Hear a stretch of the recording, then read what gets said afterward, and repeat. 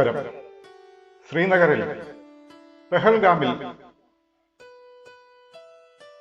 തീവ്രവാദി ആക്രമണത്തിൽ 2 പ്രാദേശിക പൗരന്മാർ പങ്കെടുത്തിരുന്നു. അവരുടെ വീടുകൾ തകർത്തെറിഞ്ഞ് പ്രാദേശിക ഭരണകൂടം. ജില്ലാ ഭരണകൂടമാണ് ഇത്തരമൊരു നടപടി സ്വീകരിച്ചത്. സ്ഫോടക വസ്തുക്കൾ ഉപയോഗിച്ചാണ് 2 വീടുകളും തകർത്തെറിഞ്ഞത്. ഇത്തരത്തിൽ സ്ഫോടനം നടത്തി വീടുകൾ തകർക്കുന്ന സമയത്ത് വീടിനുള്ളിൽ ആരും ഉണ്ടായിരുന്നില്ല. ആക്രമണത്തെ തുടർന്ന് 2 വീടുകളിലുമുള്ള വീട്ടുടമസ്ഥർ അല്ലെങ്കിൽ ഈ ഭീകരവാദികളുടെ ബന്ധുക്കൾ വീട് വിട്ട് ഒഴിഞ്ഞുപോയിരുന്നു. ജമ്മു കാശ്മീർ ശ്രീനഗർ ത്രയൽ സ്വദേശികളായ ആസിഫ് ഹുസൈൻ, ബിജ് ബഹേര സ്വദേശി ആദിൽ തോക്കർ എന്നിവരാണ് ഈ ഭീകരാക്രമണത്തിൽ ഉൾപ്പെട്ട സ്വദേശികൾ. ഈ ഭീകരരുടെ വീടുകളാണ് ജില്ലാ ഭരണകൂടം തകർത്തത്. ഇരുവരും ലഷ്കർ തോയ്ബ പ്രവർത്തകരാണെന്ന് മുൻപ് തന്നെ സൂചനയുണ്ടായിരുന്നു. 26ഓളം പേരാണ് ഈ ഭീകരവാദി ആക്രമണത്തിൽ പെഹൽഗാമിൽ കൊല്ലപ്പെട്ടത്.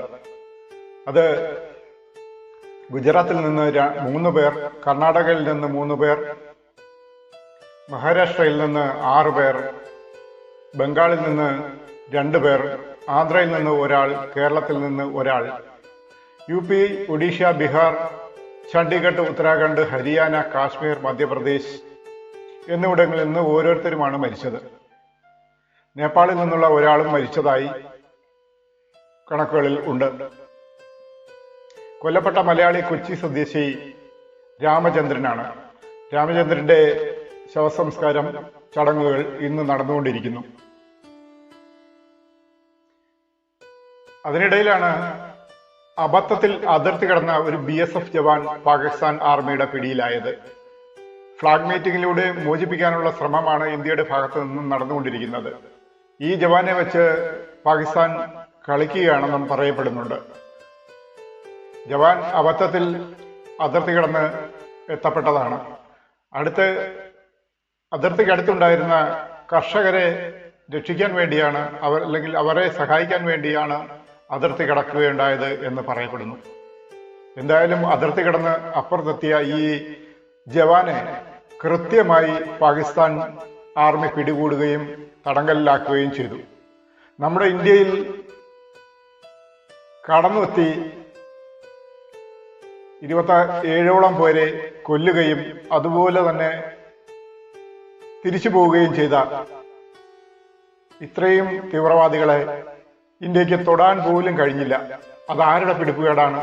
ഒരു ജവാൻ അതിർത്തി കടന്ന് അപ്പുറത്തേക്ക് എത്തിയപ്പോഴേക്കും അവർ പിടിക്കുകയാണ് ഉണ്ടായത്.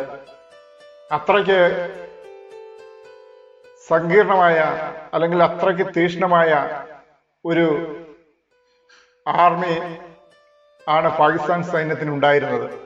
ഇന്ത്യയെ സംബന്ധിച്ച് നോക്കുമ്പോൾ ഇന്ത്യയിൽ ഉടനീളം ഓരോ കിലോമീറ്ററിനും ഈ ശ്രീനഗർ എന്ന് പറയുന്ന സ്ഥലത്ത് ഓരോ കിലോമീറ്റർ ഇടവിട്ടും ചെക്ക് പോസ്റ്റുകളും അതുപോലെ ആർമി പോസ്റ്റുകളും ഉണ്ടായിരുന്ന സ്ഥലമാണ്. ഇപ്പോഴാണ് നരേന്ദ്രമോദി സർക്കാർ ഈ 370 എടുത്തു കളഞ്ഞ് അവിടെ ഇനി തീവ്രവാദികൾ ഉണ്ടാവില്ല, ആരും ഭയപ്പെടേണ്ട, ഇഷ്ടം പോലെ അവിടെ ടൂറിസ്റ്റുകൾക്ക് വരാം എന്നുള്ള പ്രഖ്യാപനത്തെ തുടർന്നാണ്, എന്നുള്ള ഉറപ്പിനെ തുടർന്നാണ് ഈ ടൂറിസ്റ്റുകളെല്ലാം അവിടെ എത്തിത്തുടങ്ങിയത്. ഇപ്പോൾ അവിടെ സൈന്യവുമില്ല, സുരക്ഷയുമില്ല, ആരുമില്ല. ആർക്കും യഥേഷ്ടം വന്നു കയറാം എന്നുള്ളൊരു സ്ഥലം പോലെയായി. അതാണ് ഈ തീവ്രവാദികൾ മുതലെടുത്തത്. ഇന്ത്യയിൽ ഒരു ഹിന്ദു മുസ്ലിം അല്ലെങ്കിൽ അവരെ തമ്മിൽ ഭിന്നിപ്പിക്കുന്ന ഒരു തലത്തിലേക്ക് കൊണ്ടെത്തിക്കുക എന്നുള്ളതാണ് ഈ ഭീകരവാദികളുടെ ലക്ഷ്യവും. അതിൽ മുതലെടുക്കാൻ ചില രാഷ്ട്രീയ നിഗൂഢ പാർട്ടികളും രംഗത്തെത്തിയിട്ടുണ്ട്. ഇങ്ങനെ ഒരു വർണ്ണവിവേചനം ഉണ്ടാക്കുക എന്നുള്ളത് തന്നെയായിരുന്നു ഈ ഭീകരവാദത്തിന്റെ ഒരു ഉള്ളടക്കം.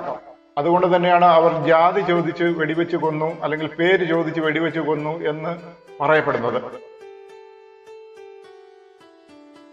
അതുപോലെ ഈ കസ്റ്റഡിയിലെടുത്ത BSF ജവാനെ മോചിപ്പിക്കാനുള്ള ചർച്ചകൾ തുടർന്നു വരികയാണ്.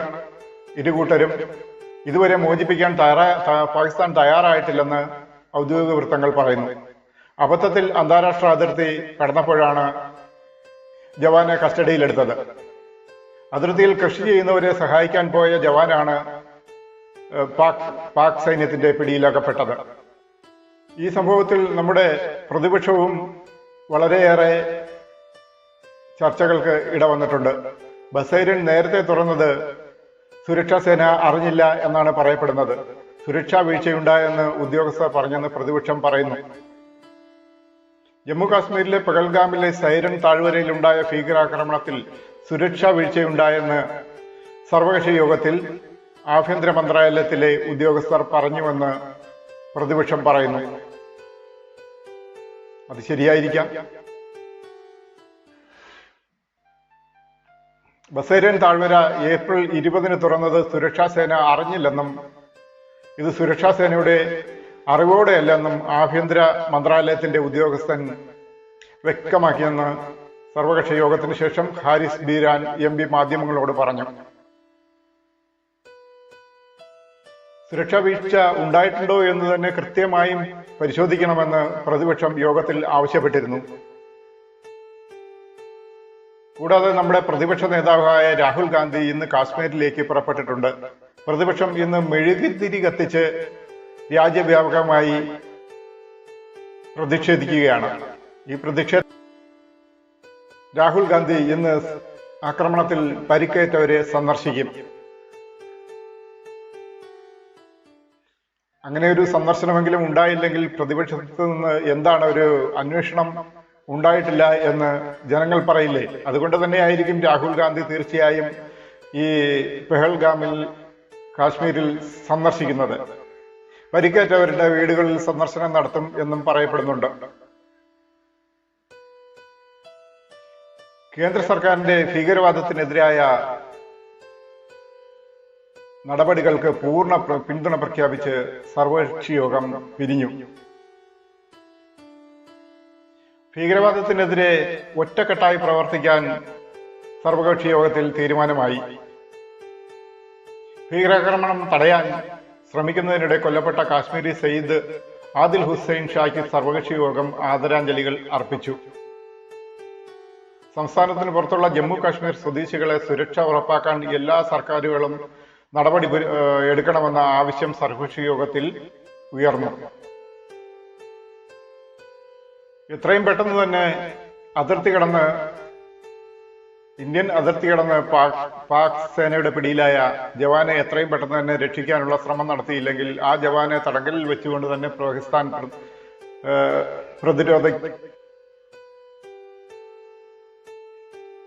പാകിസ്ഥാൻ വിലപേശുന്ന ഒരു സാഹചര്യം ഉണ്ടാകാൻ ഇടയുണ്ട്. അതുകൊണ്ട് നയതന്ത്ര ബന്ധങ്ങളിലൂടെ എത്രയും പെട്ടെന്ന് തന്നെ ആ ജവാനെ മോചിപ്പിക്കാനുള്ള ശ്രമം നടത്തേണ്ടിയിരിക്കുന്നു. ഇല്ലെങ്കിൽ ആ ഒരു ജവാന്റെ ജീവൻ നഷ്ടമായാൽ നമ്മുടെ ഇന്ത്യക്ക് തീർച്ചയായും നഷ്ടം ഉണ്ടാക്കുന്ന ഒരു പ്രവൃത്തി തന്നെയാണ്. നഷ്ടം എന്ന് പറയുമ്പോൾ ഇന്ത്യ തീർച്ചയായും അടിയറവ് പറഞ്ഞതിന്റെ ഒരു ലക്ഷണമായി മാറും. അത് സംഭവിക്കാതിരിക്കട്ടെ. ആ ജവാനെ എത്രയും പെട്ടെന്ന് തന്നെ മോചിപ്പിച്ച് ഇന്ത്യയിലേക്ക് കൊണ്ടുവരാനുള്ള നടപടികൾ സർക്കാരിന്റെ ഭാഗത്തു നിന്ന് ഉണ്ടാകട്ടെ.